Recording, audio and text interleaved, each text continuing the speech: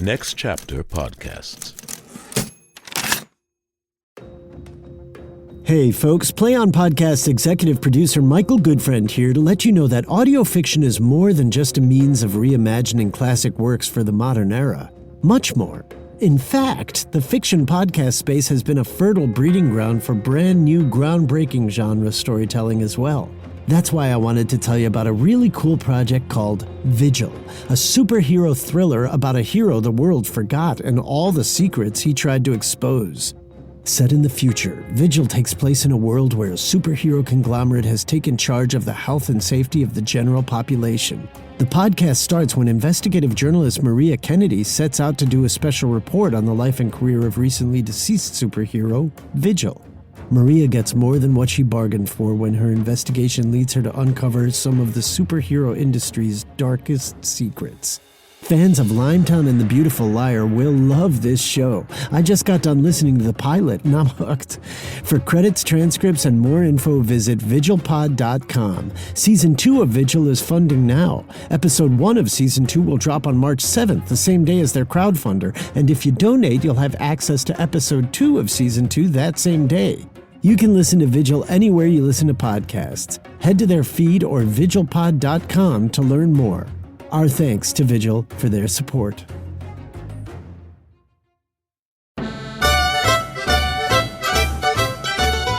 Hi, my name is Michael Goodfriend, and I'm the executive producer of the Play On Podcasts. I have two exceptional guests with me here today. Amy Freed is the author of Shrew, the monster builder, restoration comedy, The Beard of Avon, Freedomland, Safe in Hell, The Psychic Life of Savages, You, Nero, and other plays. She's the recipient of the Charles MacArthur Playwriting Award in D.C. She's the New York Arts Club Joseph Kesserling Award winner. She's a several-time winner of the L.A. Critics Circle Award and a Pulitzer Prize finalist. Her work has been produced at South Coast Repertory, at the New York Theater Workshop, Seattle Rep, American Conservatory Theater, Yale Rep, California Shakespeare Theater, Berkeley Rep, The Goodman, Playwrights Horizons, Woolly Mammoth, Arena Stage, and other theaters around the country. I didn't know that there were more than those. She has been a playwriting resident at South Coast Rep, Arena Stage, and the Old Globe, and is currently artist in residence at Stanford University. Art Manke has had a long collaboration with Amy Freed and has directed the premieres of her Shrew and The Monster Builder. His work has been at South Coast Rep, Pasadena Playhouse, Denver Center Theater Company, Milwaukee Rep, Oregon Shakespeare Festival, Mark Taper Forum, American Conservatory Theater, Seattle Rep, Chicago, lots and lots and lots and lots of places. He's also the co-founding artistic director of A Noise Within, and he oversaw more than 50 productions during the first 10 seasons of that company from 1991 to 2001. And he is a frequent guest at conservatories throughout the country. He is the author of a stage adaptation of D.H. Lawrence's Women in Love, written with Douglas Langworthy, and a new comedy, Art Attack. He is a 5-time winner of the Los Angeles Drama Critics Circle Award, and he has an MFA from the American Conservatory Theater. He teaches at the Stella Adler Art of Acting Studio in Los Angeles. And he and Amy are both here with me today to talk about the Play On podcast series, Shrew. Art, Amy, welcome to the bonus content interview for that series. Thank you. Thank you. Okay. How did Shrew come into being, Amy? Tell us the story. Well, in addition to all that glorious introductory material, I don't remember if we said that Art and I were classmates at ACT, so our collaboration and part of being the same cohort in that remarkable school and that remarkable time has also made our working and artistic relationship extremely gratifying on personal and artistic levels. I got interested. I've been interested in Shakespeare for a long time. I was most interested in it as an actor. I mean, I really thrived in my connection with classical work. I loved it on a performance level, and I thrilled to it on an aesthetic level. And I ended up doing a fair amount of directing of those projects. After I finished my MFA, I went back and I directed students in Shakespeare's plays, and I got to know the text and be quite curious from a directorial and a more outside point of view and how those plays worked and what the aesthetic register of them meant and how to bring them to life. And I was fascinated by some of the bad plays that are the most loved plays.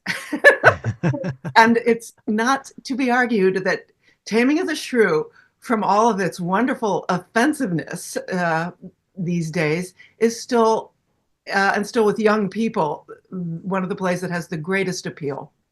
And I wondered about that. And I think it's because that play holds in it some real truth that has not gone out of fashion and people have not yet disproved, which is that there's a quality in some love relationships that have to do with when two impossible people find each other and live happily ever after. Not in spite of, but because of what makes them impossible. And it's still funny, and it's still a trope in romantic comedy. So the play is, both problematic, as they say, and beloved. And when David Hitz approached with the invitation to translate a Shakespeare play, I thought, well, I can't make that one worse. I could only make it better. And I was interested in it. I wanted it to live without pain, without the pain of what's awful about it, which we could talk about later. So you were tasked with translating Shakespeare's The Taming of the Shrew, and did that give rise to Shrew, exclamation point? Well, no, Shrew had risen in my conception, and The Taming of the Shrew became the vehicle where I could really get to know the play.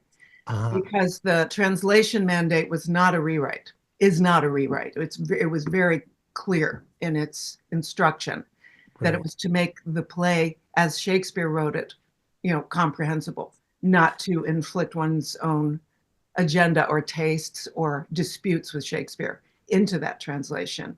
It was to liberate the language for a contemporary audience to hear it in real time without feeling like they had to have a degree, to understand it.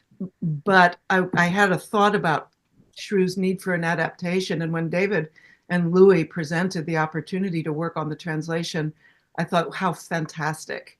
I will really enter the world of this and understand, what's working about it, what's difficult about it, and have a really informed platform to do my own re-entry into that material for an adaptation. That's what happened. Art, this is not your first time working on Taming of the Shrew or Shrew, correct? Correct. I have a very long history with this play. As I said not too long ago to someone, it feels like the play has followed me through my life. It was the first Shakespeare play that I saw performed when I was young and impressionable in my early teens by the Free Street Theater in Chicago. They pulled a semi truck up to a park, flapped down the side, created a stage, and off they went. And I had no idea most of what they were saying, but I got it on some non-linguistic level, and I immediately fell in love with Shakespeare and thought, this is what I want to work on for the rest of my life. I then went on to act in it, to direct it, and then working with Amy on both her translation and the premiere of Shrew, exclamation point. And I was just looking through some papers recently and I completely forgot this. The first episode of television that I ever directed, the title of the episode was If the Shrew Fits. And I thought, how is it possible that this play is just infiltrated my life? And I continue to love it and never get tired of it. What is it that you love about it? Well, I think it's everything that Amy said, which is that it's, it is not an easy relationship. It's a complex relationship. And the idea that these two human beings who are always the smartest people in the room, no matter what what that room is, and they are magnetic and sexy and dynamic and volatile and everything that human beings can be. And yet there's something about them that they complete each other. And the challenge always is, how do you find a context wherein that can be most fully realized? And in this case, Amy has found not only a context, but has created a world and a framing device that gives the play new life and new agency in a way that is, I think, incredibly satisfying. Amy, do you like the play The Taming of the Shrew? Are you fond of it as the Shakespeare version, that is? I like Petruchio's speech about the adder and the eel. Come, my Kate. We will unto your fathers, even in these honest, mean habiliments. Our purses shall be proud, our garments poor. For 'tis the mind that makes the body rich, and as the sun breaks through the darkest clouds, so honor peereth through the meanest garment. What, is the jay more precious than the lark because his feathers are more beautiful? Or is the adder better than the eel because his painted skin contents the eye? Oh no, good Kate, neither art thou the worse for this poorly furnished and plain array. I like the comic construction of a woman of such wild force and unpleasantness, being the lead and the romantic lead. I find the writing fairly primitive. I think the comedy is not worn well. I'm speaking about the withholding of sausage meat in this. I think a lot of it has worn You mean well. like literally starving? Yeah. Yes.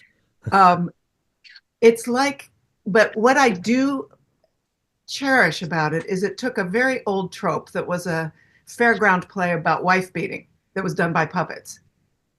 And Shakespeare saw a human truth in that.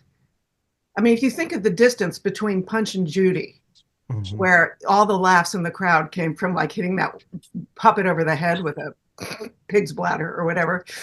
And then you look at Taming of the Shrew, where this is about people finding two weirdos falling in love. The leap that Shakespeare made with that old material is quantum. And so he was after something. And the truth he was after, I don't think was realized, but the truth was revolutionary of what he was after. So The Taming of the Shrew, the play, was revolutionary for its time and is now antiquated, out of date. And is that accurate to say? First of all, not entirely antiquated, not around my house anyway. I think that people respond to the truth of the chaotic force of relationship. It's not a rom-com like today, which is all bullshit, basically. You know, the human experience, the love experience between people that stick together in life is rocky and it's raw. And I don't think, again, maybe I reveal too much, but much of it would not stand up to public scrutiny. And yet people continue to love and support. So I think, I don't think it's antiquated. I think it's unfashionable for sure in those areas. I think comedy is always antiquated in about 10 years. So yeah, I think the comedy has worn out its possibilities as written, and so has the rhetoric of the last speech, which has been tormenting female actors for a long time. You know, there's just no way to make that feel good anymore. Right. The original, yeah. So I want to just do a little compare and contrast here. That we're going to listen to the last speech as you translated it in The Taming of the Shrew, Shakespeare's version. Thy husband is thy lord, thy life, thy keeper, thy head, thy sovereign, one who cares for thee, and for thy life's maintaining commits his body to painful labor, both by sea and land, to watch the night and storms, the day and cold, whilst thou liest warm at home, secure and safe, and craves no other tribute at thy hands but love, fair looks, and true obedience. Too little payment for so great a debt. That duty which the subject owes her prince, even such a woman owes her husband. And when she is balky, peevish, sullen, sour, and not obedient to his honest will, what is she but a foul contending rebel and graceless traitor to her loving lord? I am ashamed to find our minds so simple to offer war where we should kneel for peace, or seek for rule, supremacy, and sway when we are bound to serve, love, and obey. Why are our bodies soft and weak and smooth, unfit for toil and trouble in the world, but that our gentler natures and our hearts should form the whole with our external parts? Oh. Come, you pushing and unable worms. My mind hath been as proud as one of yours, my heart as hot and sure, my reasons more to bandy word for word and frown for frown. But now I see our lances are but straws, our strength as weak, our weakness past compare, so we demanding most, which least we are. Strength is in surrender. 'Tis of love the root. So place your hand below your husband's foot, as token of our duty, if he please. My hand is ready. May it do him ease. And now we'll hear the version that you did in Shrew. What if she says this instead? Just before, it goes, "Shall I tell you the true duty and meaning of marriage?" And Petruchio says, "If it please you, Kate." "A right that then began in force hath come to its conclusion in our day. Now, in the private chambers of our hearts, we find our real counterparts, whom only we can recognize by seeing not with others' eyes, but with our own, and join in true mind's marriage, where every shrew, which is me, and which is you, must melt in the heat and warmth of love. Burning red, then burning white, a steady flame through all our stormy days and nights. So praise the Lord and swallow hard your pride. Remember, we were taken from each other's side, and tender to your other all your care, whom all your foul doth know, yet finds you fair." Husband, have you aught to say?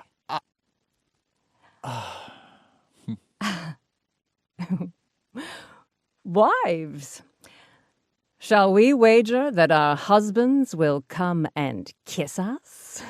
Amy, was that speech the sort of the entry point for you with Shrew, wanting to do the play a different way or do a complete adaptation, a change? It's certainly I worked on 2 plays for the translation project, and the 2 plays I chose were the ones that I personally felt were the ones that were going to need an active intervention to continue to be produced. I felt both of those plays had areas that could not be handled by direction, that could not be reinterpreted in a way that we could live with. And what was the other play? There's Taming of the Shrew, and Titus Andronicus, which I felt the inherent racism of Aaron's text, the self-inflicted racial tropes, were not justifiable in any way anymore. And I didn't think Shakespeare would object himself, whose heart was always ahead of the fashions of the times and the blind spots of the times. So yeah, I guess you could say the last speech is the one I felt was unsupportable. And as we know, people have been doing productions of The Taming of the Shrew in every way, including sort of S&M and bondage versions that were tragedies. that landed as tragedies, to reckon with it. And I thought, if you're reckoning that hard with an aspect of text, it's time that text, it got to grow light and spread some green shoots and turned into something else. It just, there's nothing lost when that speech is rewritten.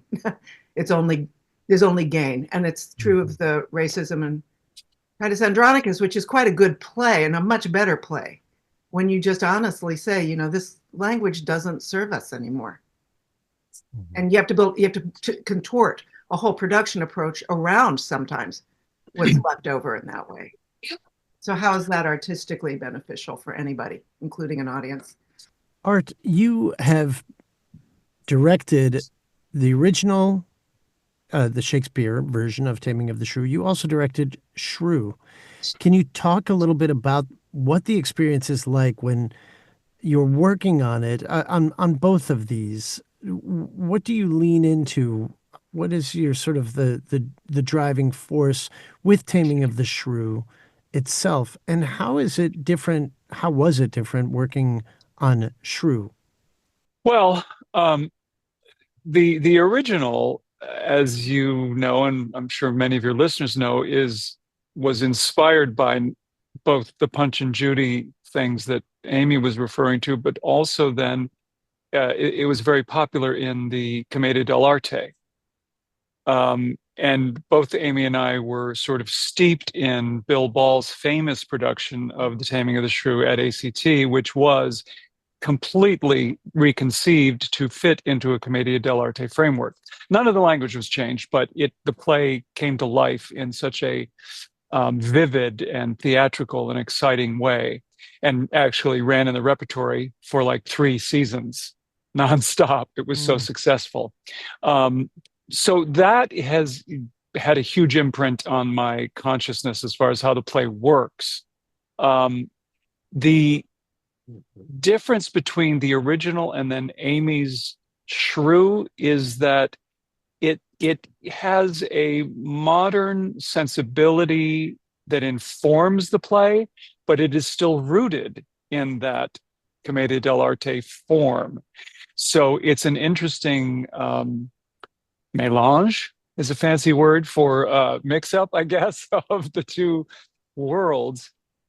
And I don't know if I'm answering your question, but that's where my brain went. Yeah, absolutely. So it sounds like you were inspired by the Commedia in both versions. And I think that probably the biggest challenge of working on both of them is thinking through, okay, now was that in Shakespeare's original? Was it in the translation, or is it in Shrew? But trying to keep the specific given circumstances and text of the 3 plays separate when working on each of them. Now, doing it for the podcast, you lose the visuals, right? How was it for you going into both of these, The Taming of the Shrew and Shrew, knowing that the audience wasn't going to be able to see so many of the things that you rely on to tell the story? Well, just, coming to this format, to the podcast format, has been such a learning experience for me, which I love learning new tricks. And it forced me to reconsider how it works, because I am primarily a visual person. That's my easy way into my brain is by the visual aspects. So to have to switch that off and focus exclusively on what I'm hearing taught me that you have to find ways to adjust the text where necessary, so that the audience knows, for instance, that a character hasn't left the stage yet, or has left the stage, or that there's certain physical lotzi being performed in a way that they would ordinarily see. So it's really, the challenge for me was, how do you make that oral and not visual? Can you think of any instances where we were able to accomplish that, or you were able to accomplish it with the cast? Well, some of it Amy did just in how she prepared the text. In other cases, we would just be in the middle of recording a scene and realize, oh, for instance, Bianca's reaction is necessary to what's going on at this moment, but there's nothing scripted. So how do we get her voice to be present, or a laugh to be present, or a sigh in a way that lets us know she's there and reacting to the situation? So there's lots of examples of that throughout. And Amy, to Art's point, you had written in a lot of things to kind of cue the listener, but also in Shrew itself, you wrote in backstory to some of the characters. Can you talk a little bit about that? I took from what Shakespeare wrote in terms of Petruchio. There were like hints or tracers, and I think he meant absolutely nothing by them. But Petruchio says in the original, "Have I not heard the cannons roar? Have I not in my time heard lions roar? No. Have I not heard the sea puffed up with winds rage like an angry boar cornered in the hunt? Have I not heard the cannon shake the field and heaven's artillery rattling in the skies? Have I not in a pitched battle heard drums a thunder, neighing steeds and trumpets clang? and do you tell me of a woman's tongue that gives not half so great a blow to hear as a chestnut popping in a farmer's fire? Tush, tush. Fright boys with bugs." Indicating he's been in wars, right? But I gave Petruchio a backstory that involved trauma, and that trauma being military. "My joy abounds to see you here. Hast thou come again to join the living world? Why, when last I looked on you, 'twas, I well know when 'twas, dear friend. Oh, you find me better now than then. I'm glad of it. How we all feared for you when your lady died, and not a word to any of us." I'm sorry for it, Hortensio. Wild in grief, I foreign legions sought. Oh, 'twas terrible. And I, not to leave him to himself, went with him. Oh, the frights and terrors, wild deeds of desperation born, rough men, and perils every instant. And that was just the boat to Amsterdam. A fighting force became to me a home. My own force gone, and silent grown my house, and cold. And now? Oh, he just rattles around that old castle, works outside each day like a contadina. I can only ever get a smile out of him when I take him unawares. I took it farther and made Grumio his comrade in arms from those days.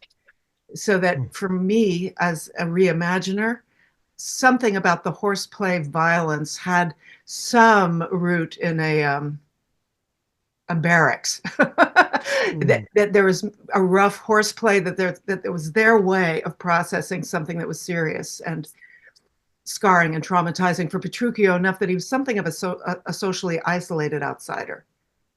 I think that's supported in how he's presented in the Shakespeare world, and it flowed naturally, and it helped the one good speech that I mentioned earlier that Petruchio has, where he says with no irony and no attempt at comedy, he says, come, give up these outward things. Why does it matter?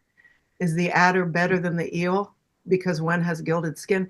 He's had a journey philosophically. I took it from clues in Shakespeare, and I think the character supports and wants that kind of expansion for what Shakespeare was after with those two. For Kate, there's nothing. She's the worst written character in almost maybe all of dramatic history. And if you try, I played that role in this, and I played Bianca when I was first acting. And I can tell you, from my molecular lived experience, there's nothing there to build a character on, except that she's young and violent.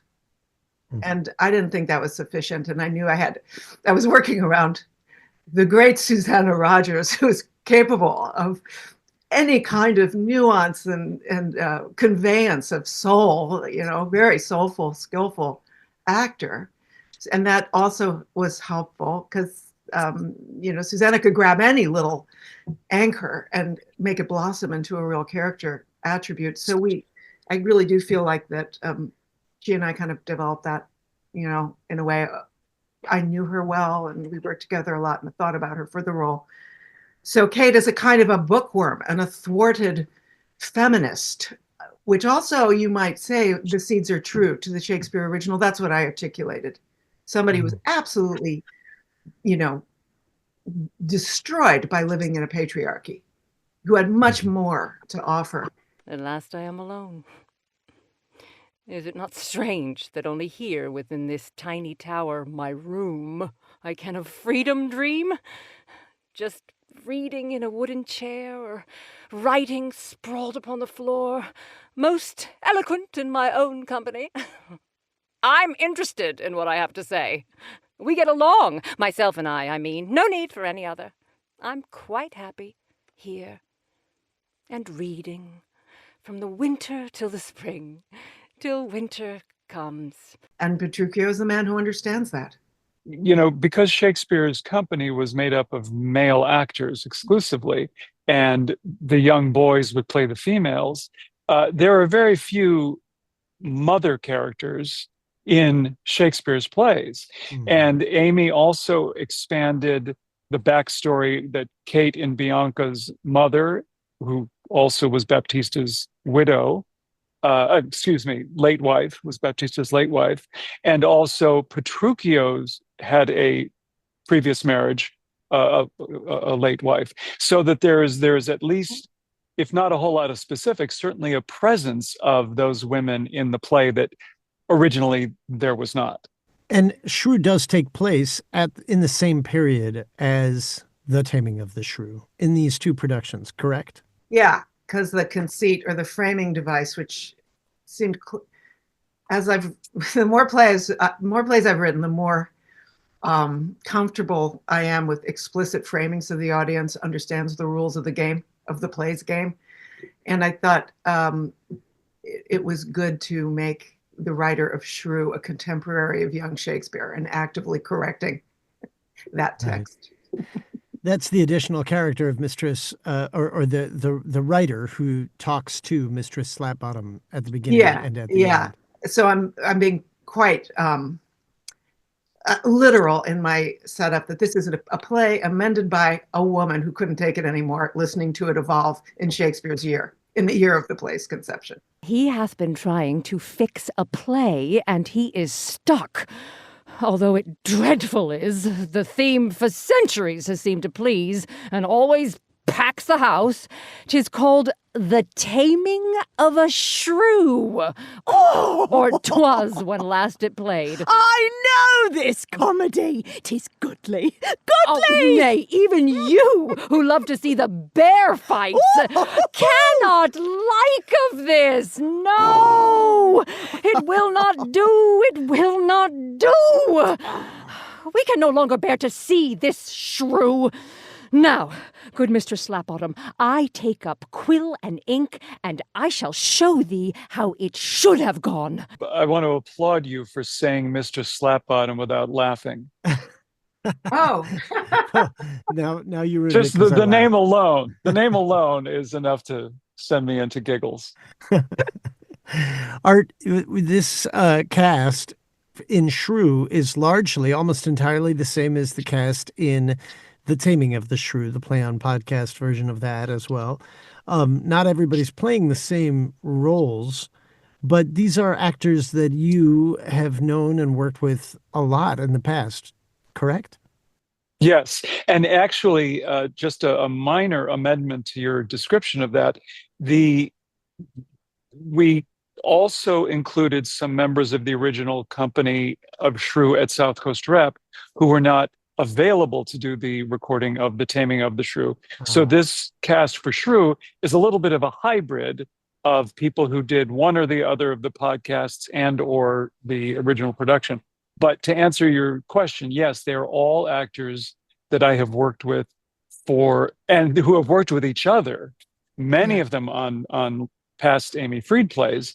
So there is a long history with all of these actors, and it was just a blast having everybody not literally in the same room, but in the same rehearsal sphere.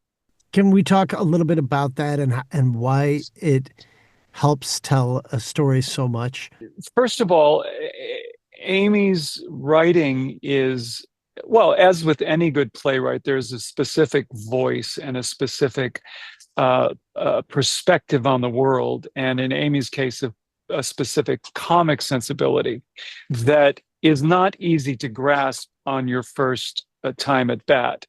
So having people that have worked on her plays before, and specifically on these plays, just sets you up for success from the get-go. And there's a comfort level and an ability to create right off the bat without having to go through the getting to know you steps. Likewise, just in terms of a company of actors, I've always believed that having an ensemble of actors who have worked together over a series of many different plays, many different years, allows you such an expansive level of creativity that you don't get when you just throw a bunch of strangers into a room together. So that to me is what, and as you know, there's very little time to get these plays rehearsed and recorded. So having everybody know the material, know each other, know Amy's voice just was a gift, and we hit the ground running. Amy, did you know that Art was going to be a lifelong friend from the beginning when you met at ACT? I will say, and Art, you can put your hands over your ears so you don't hear this. Art to me has a very special spirit, and it was evident when I first met him. One of the things that I cherish about him, and I cherished immediately when I got to know Art, was he's incredible positivity, great sense of humor, and truly supportive and aware of other people. Very quick, like we were all kind of fraught in our first year in that conservatory. It wasn't like one of today's safe spaces. I wouldn't say that at all. And to have a member of the cohort who was frank, generous, supportive, quick to notice other people, as well as being a really gifted actor, I think we became friends pretty quickly, and those qualities have only grown with Art's maturity, even though he's still a young, sprightly person. And so also the first time I saw Art direct was right after we were out of school. And it was kind of already becoming clear that I had another kind of way into theater. I loved acting, but it wasn't going to be my thing. Enough so that when I saw, what was it, Art? You did a musical. What was the musical? It was Sondheim's two-hander, Marry Me a Little. It was Marry Me a Little, and I went, oh, he's a director. And I don't even know how I knew that at that point, because, I was still evolving my own tastes, but there was something very special there, an instinct for it. Maybe it was choreography, background, and sensitivity. So I don't know. On all levels, I think Art is a gift to the theater, and he's been a really good friend for a long, long time. Art, now it's your turn.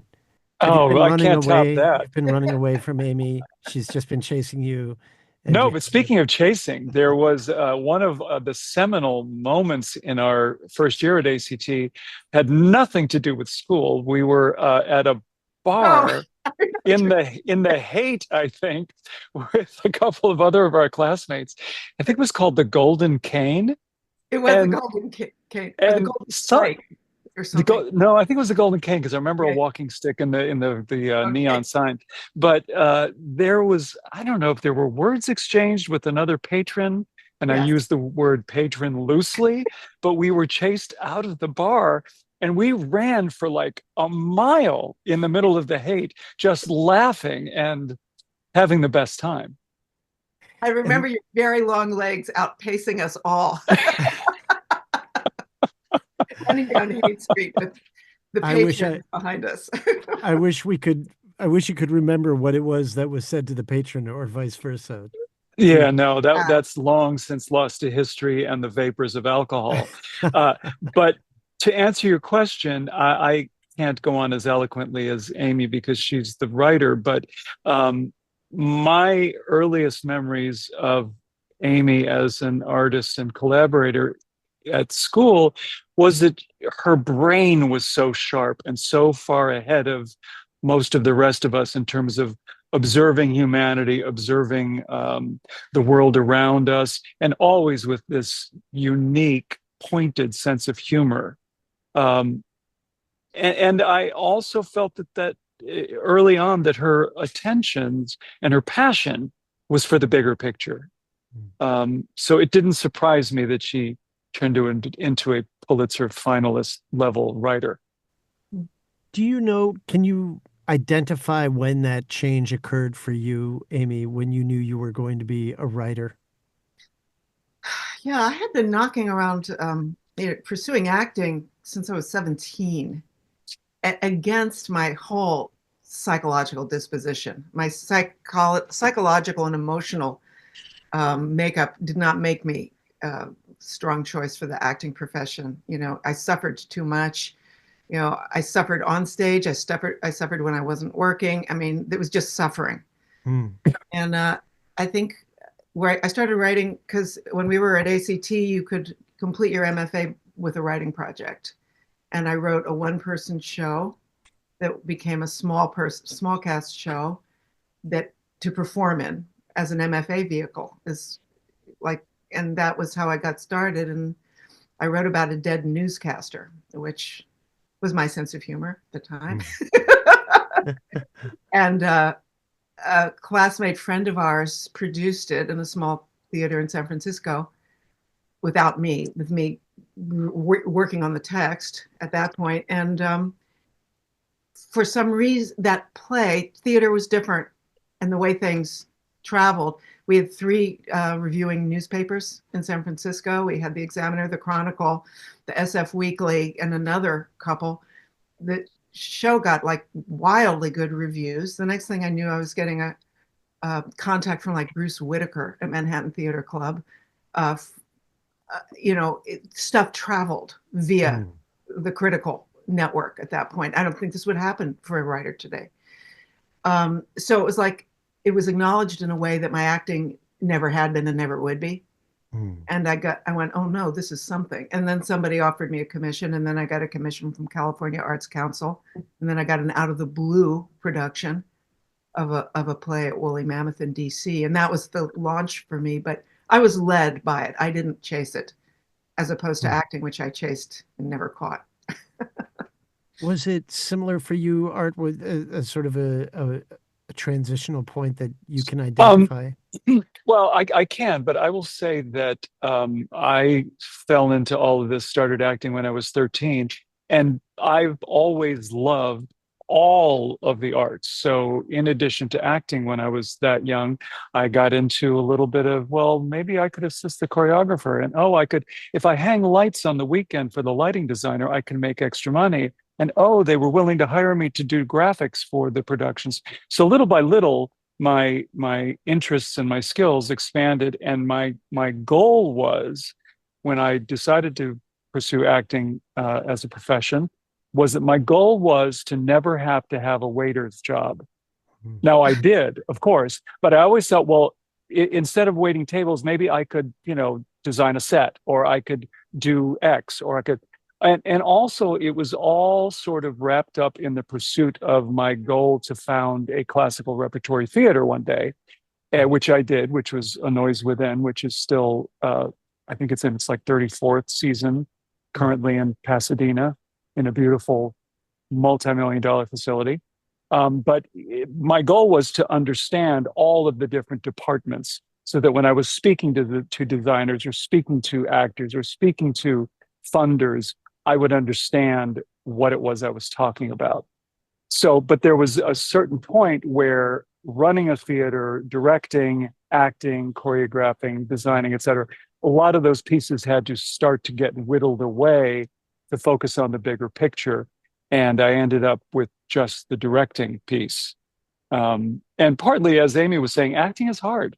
It's suffering. It's even when you're in the middle of it, as I'll never forget, there was a day, the last role that I did was playing Leo in Cowards Designed for Living.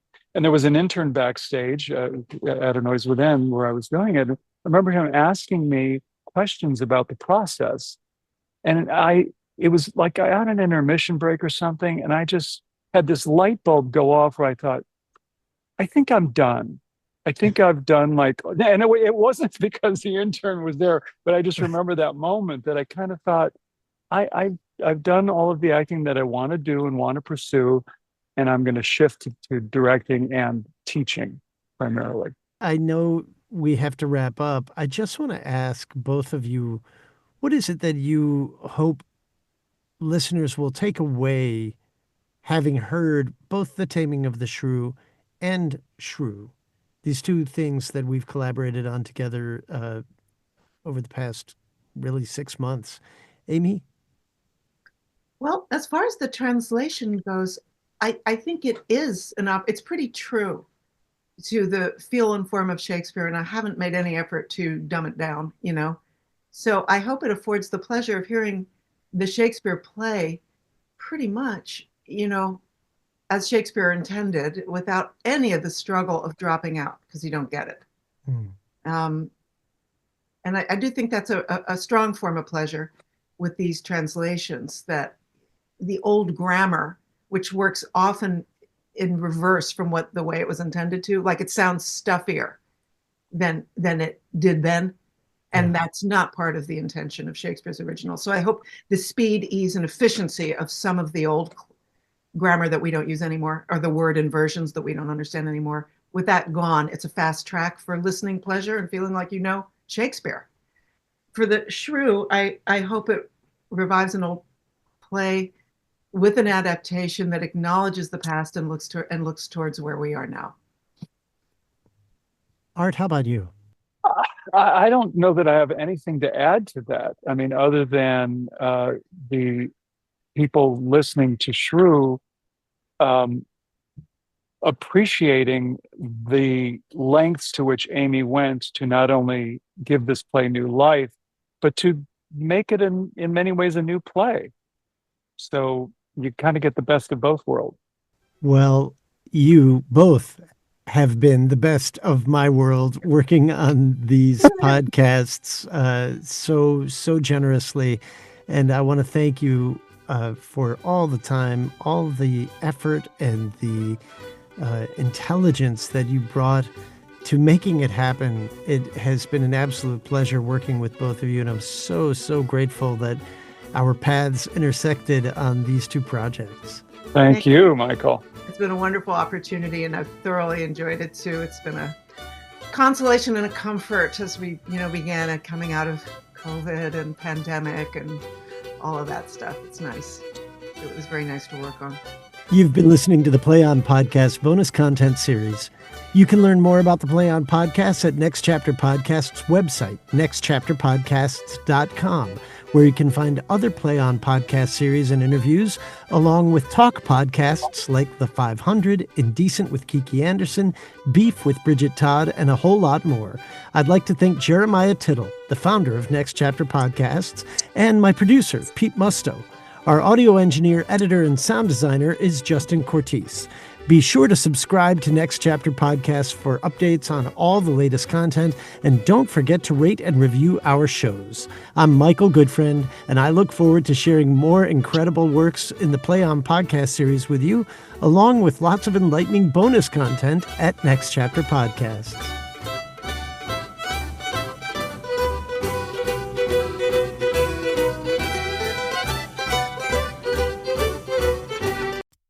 Geico makes it easy to get affordable renter's insurance in as little as 90 seconds. And then you'll start to wonder why everything else isn't so fast. Like, why does it take so long to do the dishes? A meal that's gone in 3 requires 45 minutes worth of dishes. Doesn't make sense. But it does make sense to get renter's insurance through Geico. That way, that pile of dirty dishes and the other things you love are covered. Get more with Geico.